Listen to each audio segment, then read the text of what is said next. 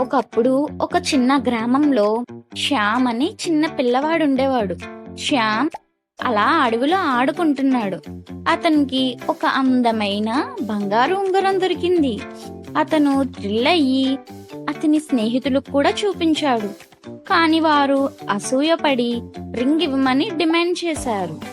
ఒత్తిడికి లోనైన శ్యామ్ ఉంగరాన్ని రహస్యంగా ఉంచాలని నిర్ణయించుకున్నాడు. మరియు దాన్ని సేఫ్ ప్లేస్లో కూడా దాచాడు. కొన్ని సంవత్సరాల తర్వాత శ్యామ్ పెద్దవాడయ్యాక ఉంగరం యొక్క నిజమైన విలువ దాని బంగారంలో లేదని, అది తనకు నేర్పిన పాఠంలో ఉందని అతను తెలుసుకున్నాడు. దురాశ కంటే నిజాయితీని ఎంచుకోవడం ద్వారా అతను శాశ్వత స్నేహాలను కావాలనుకున్నాడు. అతను గౌరవాన్ని కూడా సంపాదించాడు.